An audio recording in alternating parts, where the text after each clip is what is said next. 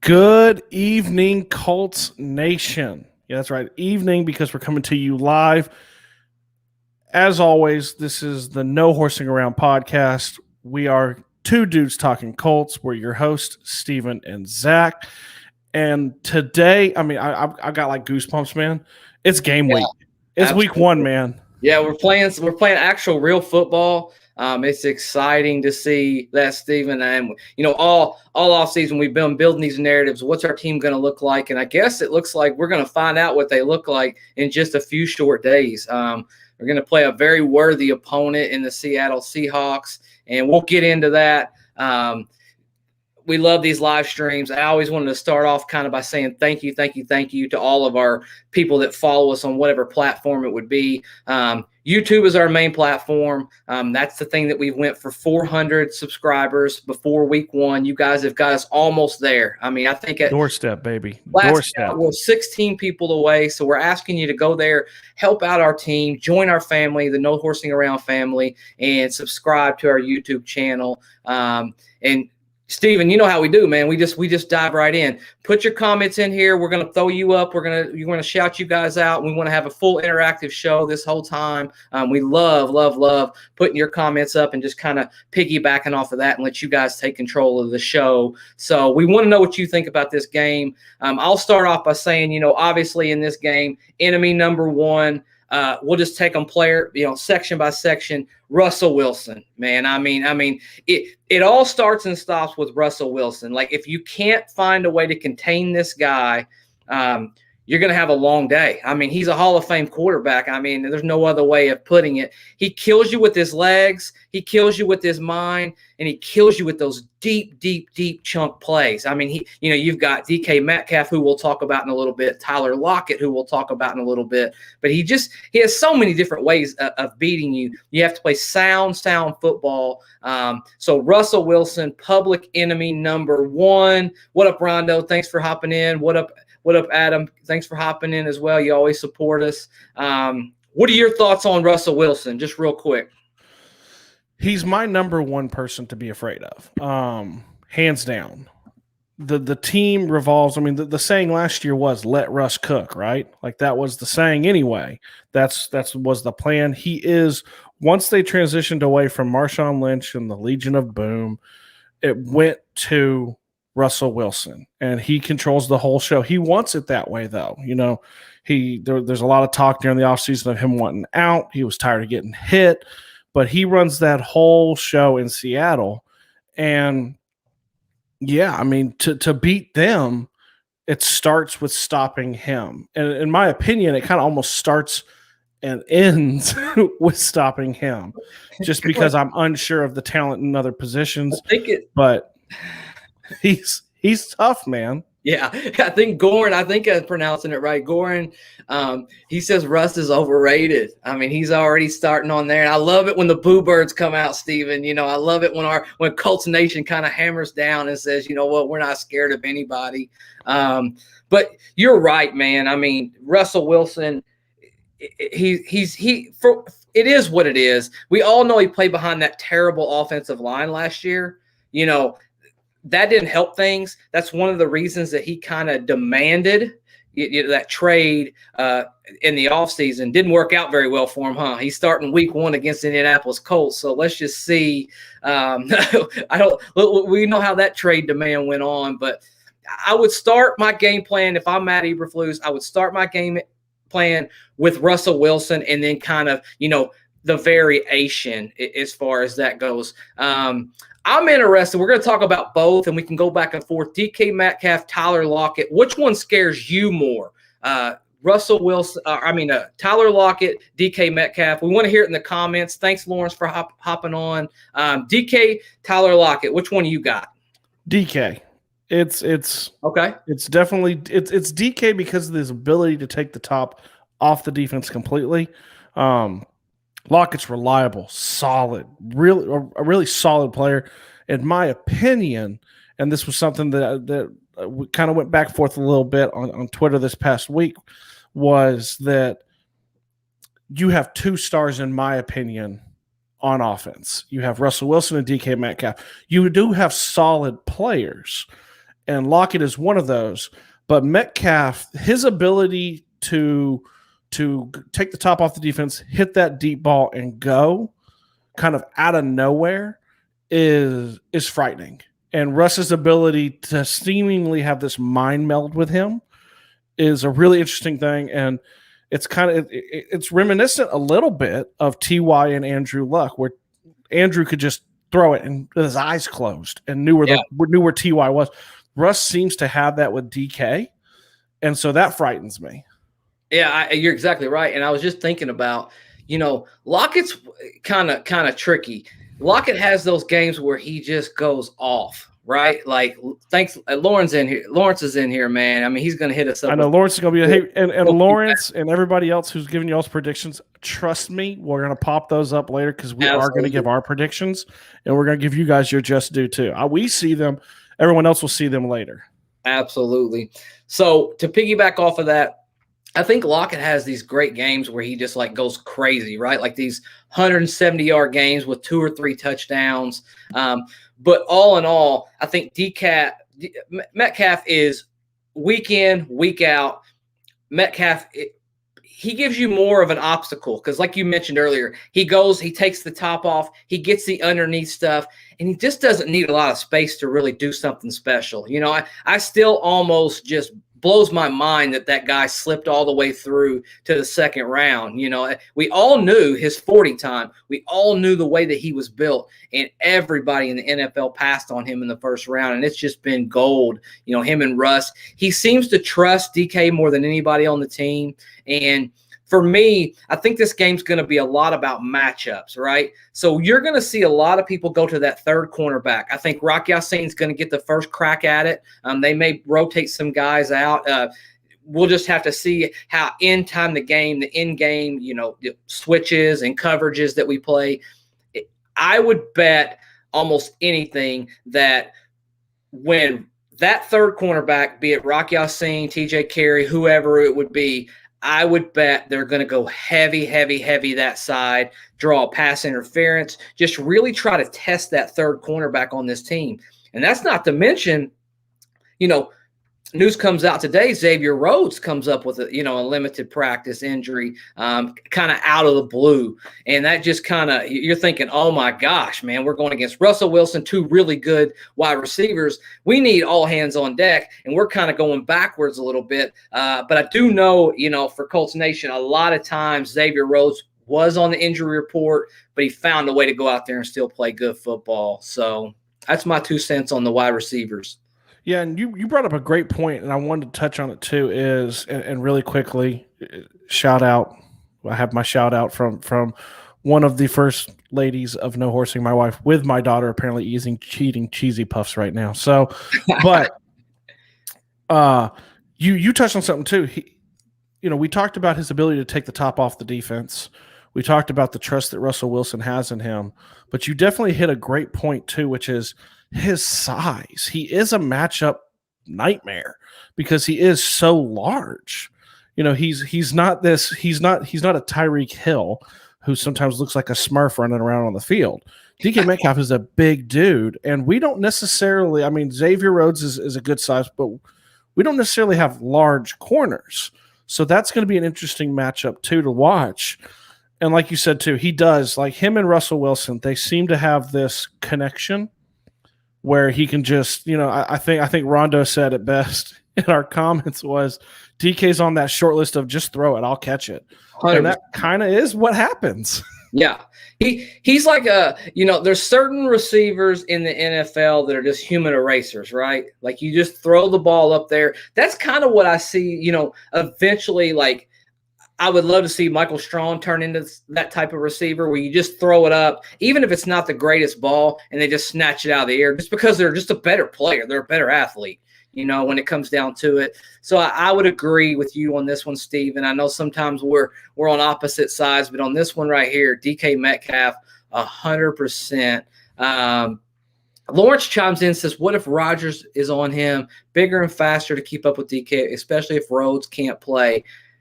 Man, Rodgers is a small cornerback going against DK Metcalf. I don't know that I like that matchup. He's definitely fast enough though. Like I like the thing I like about Rodgers so much. I'm glad that Lawrence brought that up. The thing I like about Rodgers, he gives us an element that's so much different than any of our other cornerbacks because of his pure natural speed. Like this guy has blazing speed. And I think he has a knack to be around the football and kind of make those kind of unique football plays and turn football teams over with. I don't know, man. I mean, if we go out there and Xavier Rhodes is not on the field, I don't know who replaces him. I don't know how well TJ Carey is feeling right now. I think he's back to the practice field. I don't know if they're going to give him a full go this week. I know they've kind of placed him on the depth chart as a safety, but push comes to shove, they're going to play the best player at the best possible position, in my opinion. Well, let me ask you this, Zach. To kind of piggyback you and I'm going to put this out there to all the viewers too, and specifically Lawrence, is does it worry you guys? I like the speed he does. You said it so well. You took the words right out of my mouth. Is that Rodgers has a knack for being around the ball. Look no further than the Buffalo playoff game and what he looked like. We've all Colts Nation have said that they want to see him more. Does it worry you his lack of experience? Going if you were to put him in there, does his lack of experience at corner in the NFL, does that scare you, especially going up against the DK Metcalf? And Lawrence brought up a great point too earlier, which was Lockett scares him more because of the way our defense runs and his ability to find those soft spots. So I kind of want to throw that back to you and throw it out to the viewers and the people in the chat, kind of the No Horsing Around family, and see what you guys think.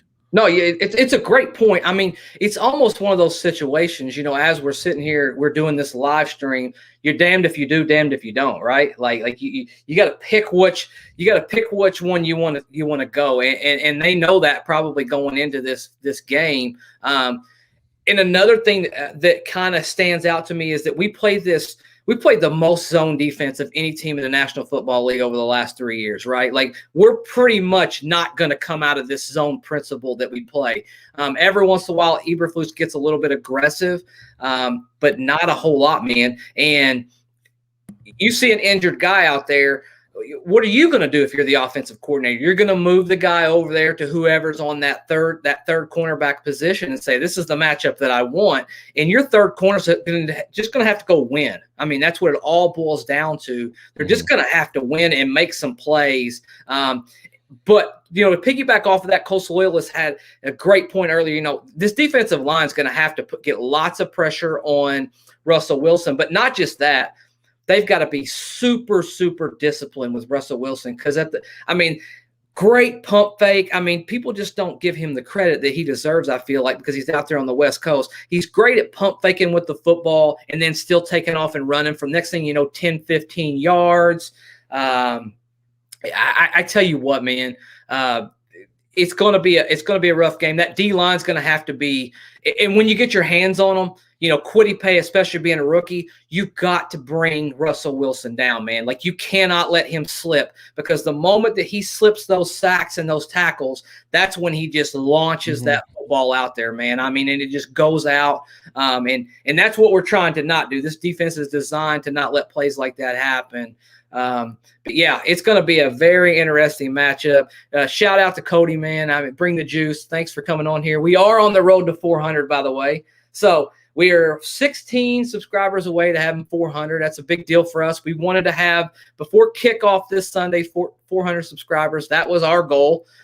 We seem to be very close. If anybody hasn't taken a chance to subscribe, we'd appreciate it. Give us a try. I think moving over to defensively, let's just talk a little bit about our defense and, what do we need from our defense to come out and show up and show out in this football game? I think it's going to be discipline, right? Mm-hmm. And then B, I think Darius Leonard and Okereke have to play extra special. Like we have two linebackers in the NFL that are unique. They're actually fast enough to keep up with these mobile quarterbacks. Just interested in your thoughts with our defense and kind of the game plan overall, not just DK Metcalf, Tyler Lockett, Russell Wilson, but just kind of the game plan overall. What's your thoughts? Yeah, I think it's it's like any other game plan that we go into. The pressure is the biggest thing. In our opinion, we've talked about it all off season long. We're finally here to week 1 so we can apply some of what we're talking about.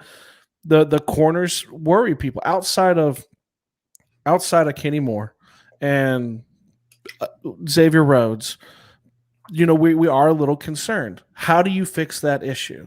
Yeah. What's the easiest way in football to fix the issue if you have issues with your secondary? Pressure. You've got to get pressure, and it's not just. I think it's going to be one of those situations where we have to get to you. You have to get to Russell. You have to hit Russell, and you actually have to get home. I don't want QB hurries are great. They're fantastic. They disrupt the routes, but you can't, like you said it earlier, you can't let him slip out. That's when he's too good. And then he's going to find the holes. Defensively wise, I think it's about staying disciplined on where you're supposed to be, staying disciplined kind of in your lanes, because we have young pass rushers with Quiddy, but then you also we're going to see what Ben Banagou's all about. He showed out in training camp. He showed, to quote Uzak, he was not Ben Banagou. He did show out in training camp, but now's when you make your money. Now's where you prove your worth. And how are you going to perform in week 1 against, and it got dropped in our chat, a weak O-line? We do know the O-line is weak, and the D-line is what we are supposed to be great at. Yeah. So what are you going to do? Well, and to piggyback off of that, Lawrence made a great point in the comment section. Ben Banagou, we all remember that preseason game where, he missed that sack right there at the end of that second half. That cannot happen against Russell Wilson. I mean, that guy will literally absolutely torch you in a football game. I mean, you just can't do that. I mean, you've got to bring that guy down because there's just not enough opportunities in a game. We all know that Seattle does not have a good offensive line. Like, we all know that Seattle just they struggle with protection, and that was the main reason that I think Russell kind of demanded that trade in the offseason. For those of y'all don't know, on the live stream, guaranteed to get one photo bomb every single time we're on a live stream. That's just how we roll. That's Becca the photo bomber. To be expected. That's not even a joke. That's how it goes. If we don't get our photo bomb, the show, because she's tired. The show cannot go on. But anyways, we have to be sound in this football game. I think Darius Leonard-Okereke matters so much. We might have a little bit weaker of a back end. We have great safeties, though. Like, I mean, if you think of Yakar Wilson, Blackman, I mean, absolutely great safeties. I think to win this game, you're going to have a few sacks, and then on top of that, you're going to have a turnover. Like, you're going to have to flip the field, change the possession. You're going to have a big play. So all that being said, I think defensively, we just have to play discipline. First week, sometimes things are a little bit rusty. These guys haven't played on the field a whole lot. So we'll see what happens as far as that goes. Let's go over to us. Let's talk about the Colts for a little bit. We've been talking about Seattle for so long. Offensively, we just haven't seen Carson Wentz very much, right? Like, he's been injured. He's had this COVID thing. We personally, because he's practiced behind closed doors, we haven't seen Carson really play what his ability is to do. But for me, I just think Carson needs to play within himself, play within the system, and make the right play, man. I mean, I think that's what it all boils down to. But I won't get too heavy in it right away. I'll let you take over. What do you want to see from our offense, and what do you expect from our offense? I want to see. So those who have listened to us and to me long enough know I'm a big Carson guy. But I want to see. I've also really beaten the drum that we don't need 2017 MVP Carson Wentz. I think you hit it on the head. He needs to play within the game plan. I see us relying very heavily on the run to start with because he's limited. It's not his foot. I don't think his foot. I think it's a pain thing at this point, but he's not limited by it on what the playbook is. He's limited by the simple fact that he's just not a lot of practice time, just not a ton. and David Lewis points out, but Wentz's athleticism and arm is a massive upgrade over Phil in that area, so that should help in our red zone.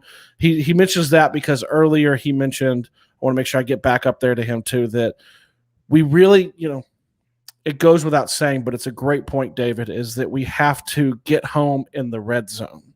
We have to get touchdowns, not field goals. Have to do it because Seattle's so talented. We struggled there last year, and one of the best ways you can do that and really help your quarterback, I don't care how good of a quarterback you have, is run the damn ball, right? Like, we've heard that so much, but I mean, it's cliche, but it's true. It's real. We've got the stable of running backs to really, really punish teams, and you got to run the football, man. I mean, when you get down there and it's 1st and goal on the 5 or the 6, you got to punch it in. You got to give 28 a chance to really bring it home. It really limits your opportunities to turn that football over too. It takes the pressure off of your quarterback. It'll be interesting to see how, Michael Pittman Jr. Reacts in a number 1 wide receiver role. Like, this is his game, right? Like he goes out there, he's expected not only by the fan base, which really at the end of the day doesn't matter as much as his teammates. His teammates expect him to be the big dog. He's the alpha. He's the one when the game's on the line, it's 3rd and 3 and you need a first down, move the sticks, keep the game going. You're going to throw the ball to Michael Pittman Jr. and you're going to win or you're going to lose. That's the type of player that he is. But I expect Carson Wentz actually in this football game, I think he's going to spread the football around a lot. I really do. I think one thing that he'll do this year versus some of the years that and the problem he had last year, he locked in on his target. He locked in too early, and he just said, you know what, I'm going to throw the football to this guy, and this is how it's going to be because his offensive line broke down so fastly. I think he's good. I think Frank's going to talk him in to really spread this football around. Throw it to all of your tight ends. Throw it to all of your wide receivers. Throw it to your running backs. Use every single weapon and every single asset. And think about this, and I'll turn it over to you.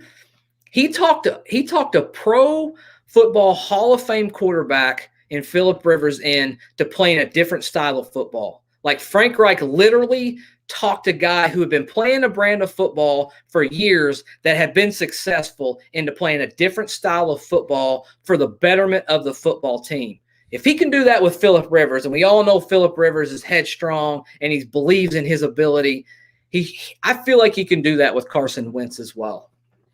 Yeah, I mean, it begins, and there's a reason why for everyone that we're going to talk about Carson for a little while. This is Carson story time. Is that it centers around how he's going to do. It really does. How is Carson going to come out? I think, Nomadic Brian had a great comment. Wentz has to come out loose, shake off those early misses, and adjust to his wide receivers. Lawrence brought up what you said about that he thinks Wentz is going to utilize any receiver he has some connection with to take advantage of play action. I think that's a great point. We know he has a good relationship, I believe, from what we've been able to see with Michael Pittman Jr., because as soon as the trade happened, or even when it was announced, before it became official, he was out in California throwing with Pittman Jr., developing that relationship. And when you brought up Pittman, I wanted to say people are noticing too. Us as Colts Nation, we know who Michael Pittman Jr. is. We expect big things from him. We expect him to develop into a number 1. But we also don't, sometimes you get lost in your own team and you don't realize that other people don't know who these players are. Well, I can tell you guys now, the country and the NFL is noticing who he is. Yeah. He's I think I'm thumbing through Twitter the other day, and it's like, do I take him as my number 1 wide receiver in fantasy? Because people are expecting to see what he can do, and he's got a quarterback who can get him the ball now. Goran says Carson's going to do great in Indy. I love the optimism. Like, it's week 1, baby. Everybody's 0-0. We're all optimistic. Everyone's going to the Super Bowl except for the Jaguars and the Titans and the Texans. Exactly, man. Yeah, gotta take the pot shot. I think you hit the nail on the head. And there's going to be some nerves with Carson. That's to be expected, right? Like he didn't have a great year. He hasn't played a lot in preseason. But he does look confident. I will say that. Maybe it's comfortable, doesn't he? He does. Yeah, he looks confident. He looks like he's moving well around there. And I think he looks like he's having fun playing football. I mean, I think that's one of the things that really matter. He's embraced this city. I think he wants to play well. And, he had a statement earlier. He said, I just want to make this city proud. I thought that was kind of cool of him. But I think early on, he'll eventually find his guy that he feels best throwing footballs to. And I think it'll ultimately be Michael Pittman Jr. But I think in this first game, I think he's just going to try to make the right play. Like, I think that means so much to him. Just make the right football play. Frank's going to say, let's just stay ahead of the chains. Let's not turn the football over. And eventually, he's going to take his shots, man. I mean, he's a gunslinger at heart. I think there'll be calculated times that he'll do that. But, yeah, Ian says, I told y'all Carson was going to be fine and play week 1. Ian, you weren't the only one. Ian, I was there too. Zach was there. Zach was there privately with me. He was there. Yeah, I mean, 100%. Yeah, I mean, I think his rehab process has been amazing. First of all, I mean, shout out to his doctor. I mean, I think that's unbelievable. But Lawrence, thanks, man. I mean, thanks for jumping on, Lawrence. We know you live streamed right before this, buddy. Thanks, man. Absolutely. Thanks for all you do for the community, man. We love watching you. Yeah, I think Carson's is gonna probably play within himself and not do anything too crazy. And as long as our defense doesn't get us behind, which I don't expect us to do, I think we'll be in the football game. And all you can ask for in a football game at home is to be in a position to win at the very end of the game, right? Like, that's all you can ever ask to do against a good quality opponent at home. Be in a position where the crowd is on your side. You don't have to contend with that crowd noise, and go out there and just win it, man. Be who you are. Be who you're destined to be, and go back to that 2017 version of yourself and just get confident. But I think it all starts with week 1, and then you just build off of it every single week. By the way, sold out Lucas Oil Stadium. Jim Irsay, he tweeted that out today. They're even adding extra chairs, like lawn chairs, to even make it louder in there. Oh. I'm telling you, it's going to be absolutely, after seeing what we saw on the college football scene last week of just people just coming together, it's going to be just an amazing. I can't believe I'm so lucky to be one of the people that will be there in the stands and just jumping up and down and screaming. I hope I'm hoarse when we do the live stream after the game. I hope I'm so hoarse I can barely talk. But, man, absolutely, it's going to be a special thing. So shout out to Colts Nation for selling this thing out. Yes. Yeah. We got 2 of them up there. Let's see. Nomadic Brian, who's a cool dude. Concern about roads, likely out. It changes from day to day to right now. I'd say I'd be more concerned Friday than I am today. We mentioned earlier that with his injury history, a lot of times he'll show up, but he'll still play. He's one of those guys that's kind of an old school guy. He's a tough guy. He plays most games unless you just can't go. I expect him to have a shot. Injury that really just popped up out of nowhere, and you just hate to hear it, was the Paris Campbell thing. We haven't talked about that yet on this live stream, but he's got a sore Achilles. I don't think it's something to make too much out of at this point, or they would have. But this guy, man, I mean, he just came off a training camp. He did an article. He said, this is the best I've ever felt. My whole goal was just to make it through training camp healthy. Well, he made it through training camp healthy, and then, a week later, he pops up on this thing. So, maybe it's Achilles, maybe it's not. Rondo says, anytime you hear Achilles, you panic. You're right, man. I mean, you can't take it lightly. I mean, maybe it's just a total 100% precautionary thing with him. But I think what scares me and what scares most people in the Colts community is he's got a track record of being injured, right? I mean, that's the concern. That's what scares you with him. What are your thoughts on Paris? I mean, everybody knows, I did a video earlier today for us about breakout player. Paris Campbell's my breakout player. I said it in there too. There's a ton that Michael Pittman Jr., but is he really breaking out because he broke out last year? I'm really, for those who have listened to us throughout the offseason, I'm really kind of high on Paris Campbell. I'm hoping that it's just precautionary. And everything you hear, like a Zach Kiefer, Stephen Holder, George Bremer, friend of the show, it's almost like nothing too serious, doesn't sound too serious. But we also know the Colts, they're, ever since the Andrew Luck stuff, they keep it very, very tight tight-lipped, tight-knit with it. So, I mean, it's concerning because you are – and the other part of that, too, is it's concerning because you are already down T.Y. Hilton for this game for the first 3 weeks. You're already down him. So you don't want to continue to kind of lose other ones. And I want to do this really quickly too. I want to make sure. So Herbicide, if you're still in here, we're going to get to you. This is most definitely a Seahawks fan. So, hey, if you like this, make sure you subscribe too as well. But we're going to get to some of your stuff. He's got some great stuff in there for us to dissect about the Seahawks. I mean, and Colts loyalists 5, 6, 7, 8. It's a great point. It's a double-edged sword. Colts loyalist says Carson being overhyped will be more his problem than nerves. And that's a great Carson point. Talked about that today. Yeah, that's a great point. And I know a lot of quarterbacks, especially like we all kind of grew up watching Brett Favre play a little bit. One of the things that his offensive coordinator would always do is throw kind of a deep ball early on in a game just to let him zing that ball out there, and sometimes he would just overthrow it. Sometimes he'd be brilliant. He'd hit somebody in stride. But I think just getting out there and just throwing that football out there, completing those first couple of passes, things start settling down. It all goes back into order. And Frank Reich, a tremendous leader. We know that, first of all. But secondly, he has this calming effect on his quarterbacks. Like, it's so crazy. These crazy moments in football games are going on, and you see these quarterbacks coming over to talk to Frank, and he's just as cool as it can ever be, man. I mean, like, he's just like, hey, it's all right, man. Let's just go out there and make the right play. Let's just win this football game. He's not scared.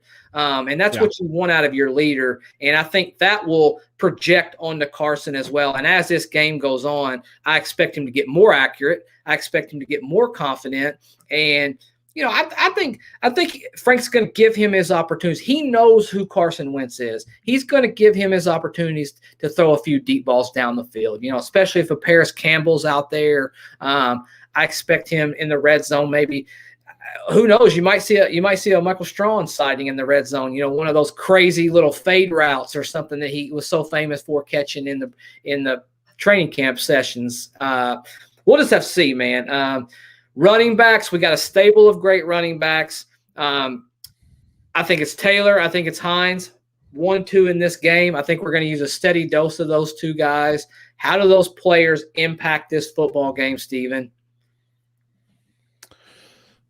So, I said earlier, like when you're looking at the stable of running backs, I did find it interesting, when the depth chart came out that Marlon Mack was listed as third. That was kind of an interesting little one to see.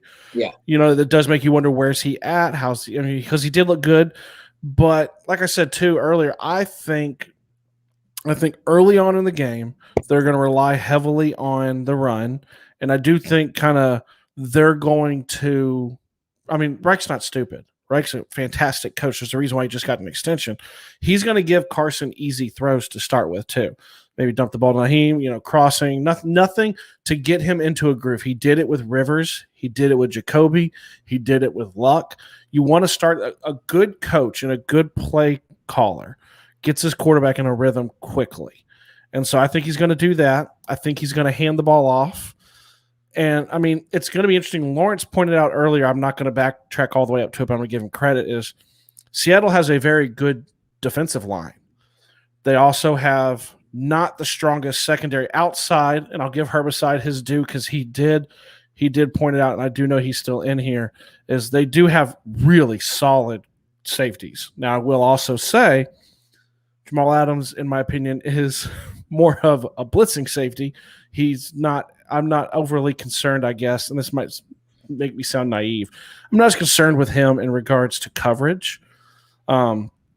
But as far as what I see kind of how it unfolding possibly and how they're going to impact the game, I think Jonathan Taylor's going to have a huge impact. I actually think of the two, Naheem is going to have the larger impact because I think he's going to be really involved in the passing game, those easy dumps and getting Carson into that groove and into that swing. Yeah, and we all know that Seattle didn't have a very good defense last year, right? Like they gave up a lot of points. I know they had injuries early on. Herbside, he's probably a staunch follower, and I think it's kind of cool, man. I mean, having a fan of another team in here on this live stream, it's great to see their point of view as well. I mean, that's super cool to me. And I always love that banter and that cool, fan interaction as far as that goes. I think Taylor's the bell cow. I think Taylor will have the bigger impact on the game, but I think Hines will be used in this game almost like a safety valve, for lack of a better term. And I think one thing that Frank Reich kind of doubled back on everything with Frank Reich and Carson, I think Frank understands what Carson does really, really well, but more importantly, he understands what he doesn't do very well. And he's probably not going to put Carson in those positions, to make a lot of mental and physical errors out there. And another thing we haven't even talked about yet, Carson can use his legs. I almost am scared to death for him to use his legs because of his injury history, but he does have that mobility. He can extend plays, and he's a big guy, man. I mean, he's not a small, slight quarterback. He can shake people off, not easy to break down. This is going to be, it could be a shootout. Week 1 is like the most unpredictable week in the NFL because teams haven't played their players in the preseason. You just never know what's going to happen. Injuries kind of always happen in that first quarter, which is crazy and sucks for whomever team you're rooting for. It could be a Star Wars game, man. I mean, we'll do our predictions here at the end, but I think there's going to be some points scored in this football game. I really do. I agree. I agree. I mean, as you're talking, if you guys are not on here, we would love for you guys to jump on here, get involved with the chat, because the chat in general is having a lot of fun right now. Yeah. It is like you said, Zach, it's great having a fan of another team, because I mean, we'll get to our predictions. Herbicide has already said that the Seahawks are going to win. He's told us what Taylor's our best shot for 2 touchdowns. They're going to shut Wentz down. He's very confident in his D. Our offense is iffy. They're all great points. They are. It's not just smack talk, back and forth. But if you're not on here, get on here, because you guys can interact in the chat too, outside of what we're talking about. But yeah, I think you hit it on its head. Naheem's going to be a really good safety valve. It does scare me to see Carson get out of the pocket, but at the same time, as a Colts fan over the last 2 years, I'm excited to see a quarterback who can move the pocket, because I think a huge misnomer was that Jacoby was a running quarterback. He was not. He was not. He was the opposite. Look no further than what was that game? What was that game where he couldn't even get like 2 yards? It was the slowest run ever. Yeah, dude, so, he's still running for that 2 yards right now. Like he still doesn't have it. Like it's like unbelievable. Still doesn't have the 2 yards. So I mean, double back on Herbside, and I appreciate him, man, being on here. I mean, you got to have a lot of guts. Anytime you come into a Colts podcast and you talk, in a respectful manner, I actually think Carson Wentz is going to have a pretty good game against that defense, to be honest with you. I don't think he's going to have – I'm not going to say he's going to go out there and throw for 400 yards and 5 touchdowns. But if you told me Carson Wentz threw 300 yards and 3 touchdowns in this football game, I'm not going to be shocked, man. I don't think they have a great defense. I'm actually the opposite of him. I'm more worried about their offense, because early on, us trying to figure out, where everybody's going to play. And, we've always got a little bit of a weakness on that third corner.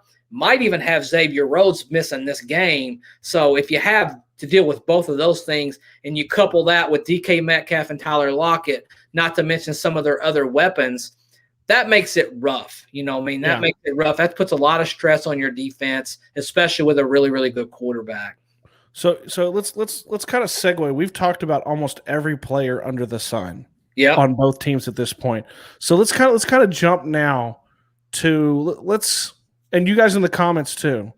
And really quickly right here in the middle, if you're not subscribed, if you're not following, please do those things. Like Zach said, we're I think 16 away from it as of the recording. He's going to check real quick for me. Let me check. I think we're 16 away.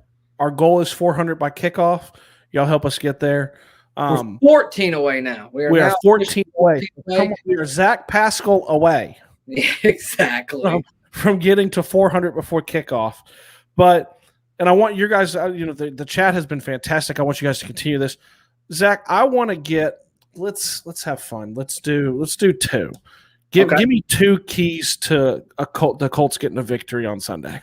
Yeah, absolutely. Start on the offensive side of the football. Keys to that is A, not turning the football over, and B, having a really good balance of run pass. You don't want to see a situation. I think if we wake up Monday morning and Carson Wentz threw 45 times in that game, probably didn't win that football game, unless it's just an absolute shootout. You want to see a nice balance. We have such a good running back stable. You'd like to think that you use all of them in the proper ways. So a nice balance on offense and just not turning the football over. Defensively, I think you guys got to get home. And when they get home, they got to bring down Russell Wilson. So I think you need multiple sacks and you need multiple hurries. I think you just need pressure on that guy all day long, batting those footballs down like DeForest Buckner's so good at. And then you're going to have to get somebody on that field, whether it be Kenny Moore or Darius Leonard. I don't care who it is, a strip sack from Kwity Paye. You're going to have to take the ball away from them and take a possession away from that football team if you want to win that football game. So turnover, and then an ultimate pass rush in that game. I think that helps you solidify that victory in this game.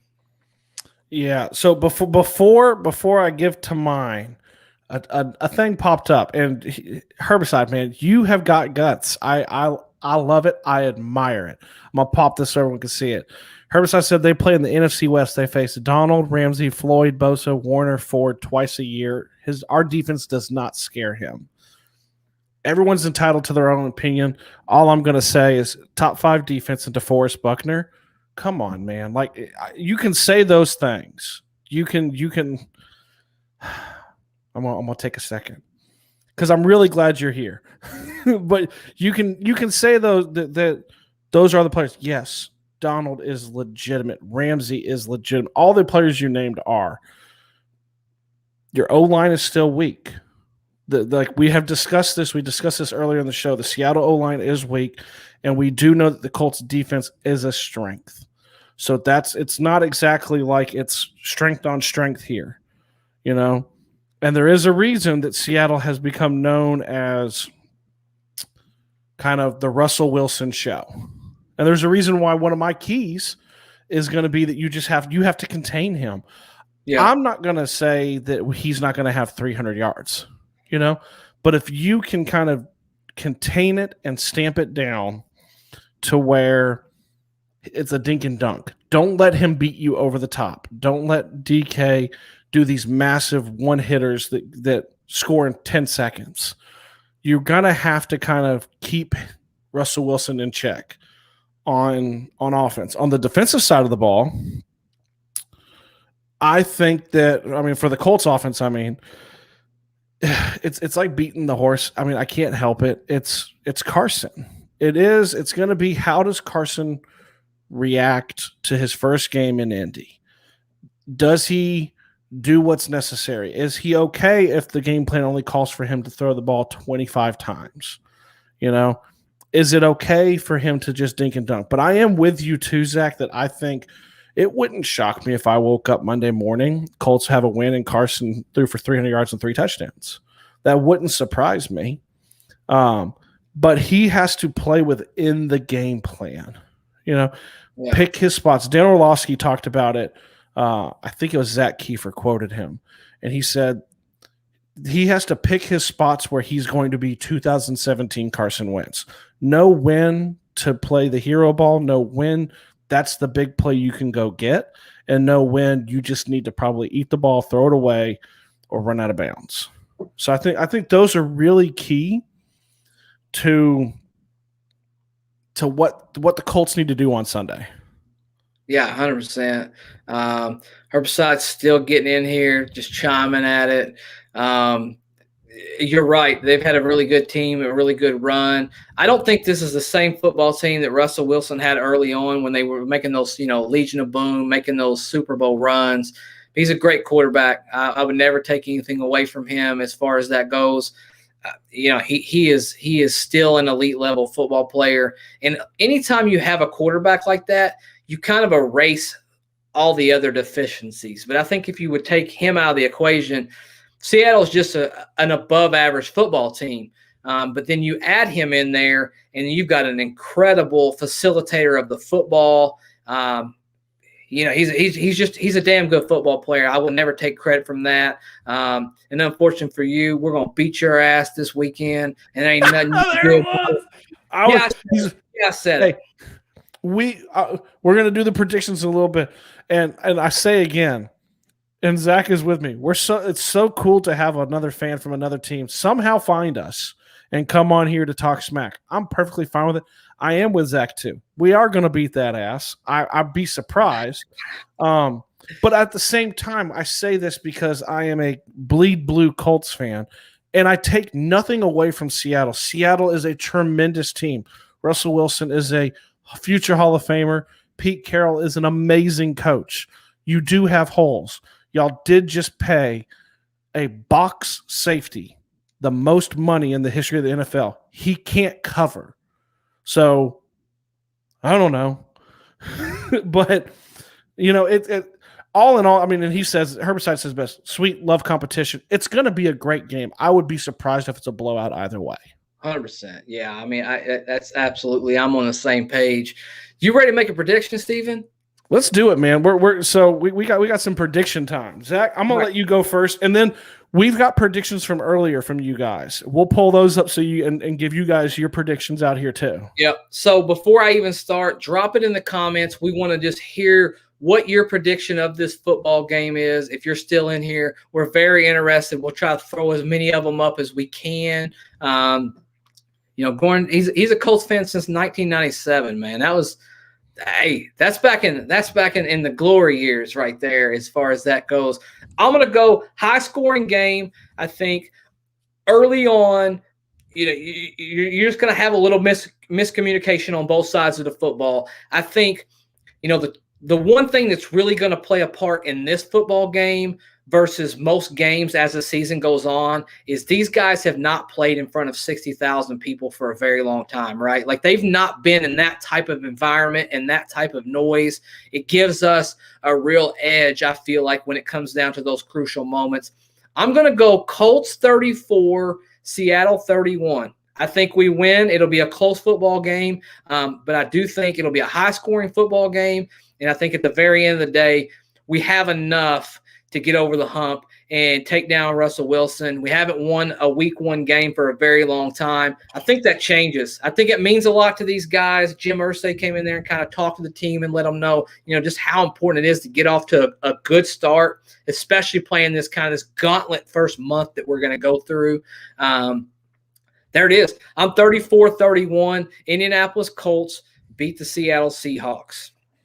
So before I give mine, I'm going to tell you when you mentioned the gauntlet that they did, ESPN simulated the season. And Herbicide, this is a shout out to you. Colts opened the season 8-1 on their simulation and won the AFC South. So it was interesting to see because of the otherworldly start to the season. I'm going to go a little lower scoring, not much. I'm going to go 31-28. Colts get the victory.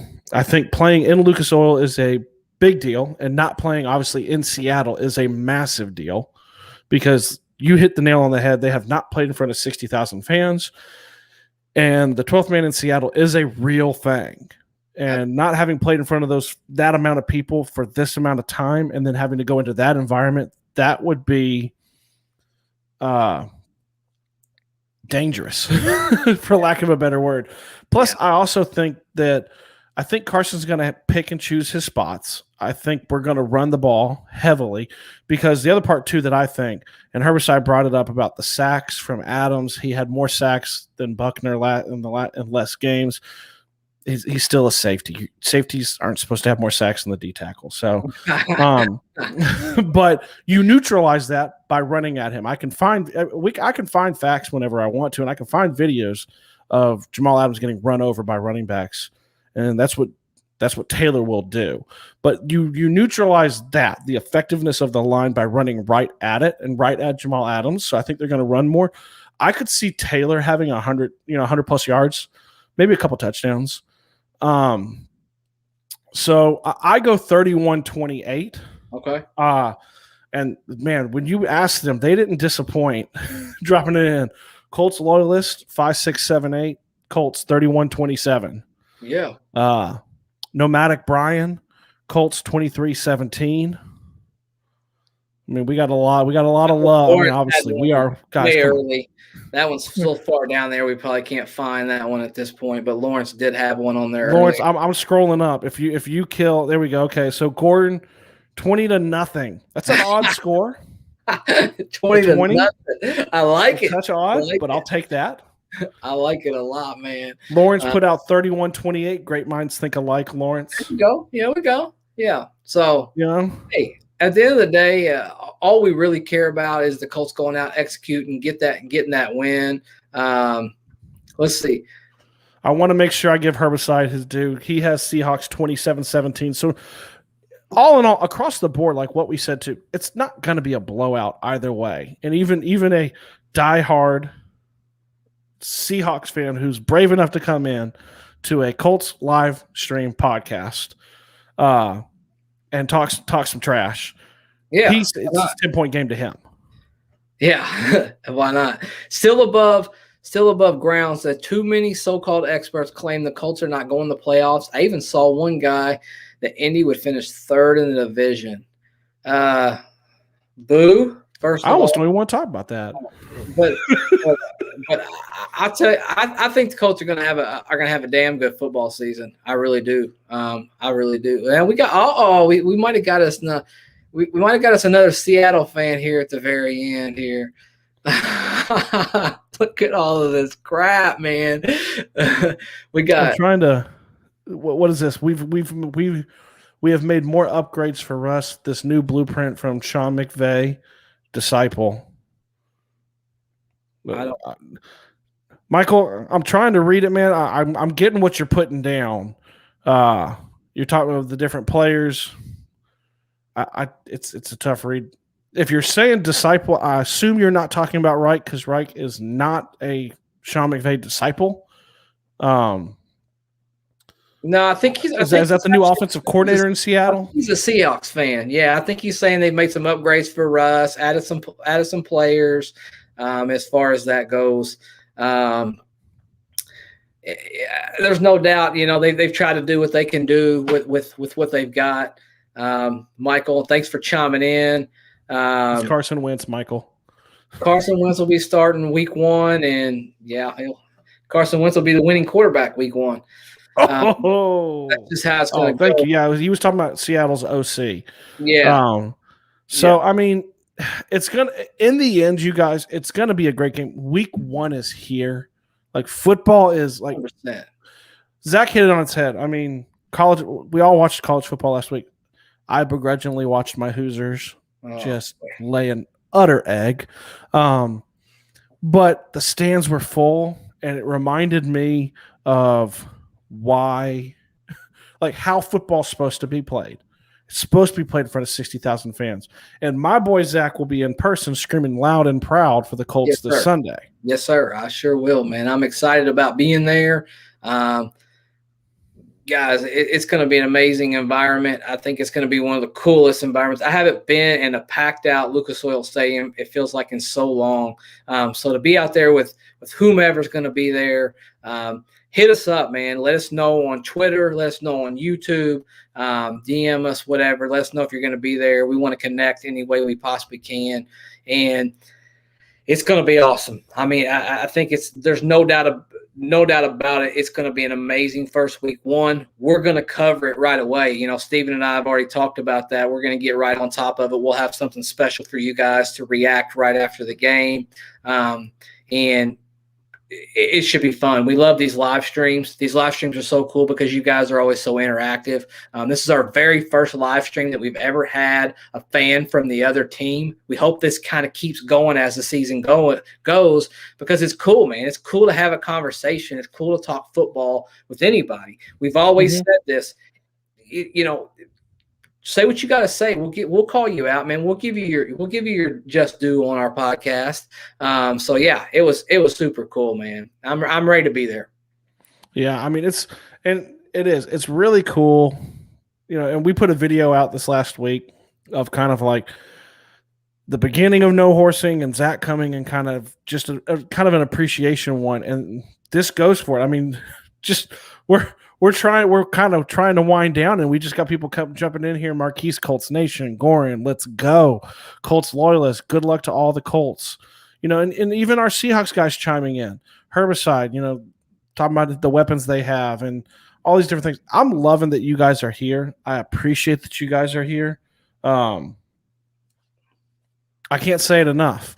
So look for, we're going to continue really quickly too. I want to make sure as we wind this down really quickly is to let you guys know kind of what to expect. You're still going to get the same little midday pop videos from us. You're going to get a live reaction show. It's kind of almost like in my mind, it's always like, it's like open lines on a radio show. We're going to be live, not, day of game, depending on time-wise will depend on obviously what time the game is, when it's at, and stuff like that.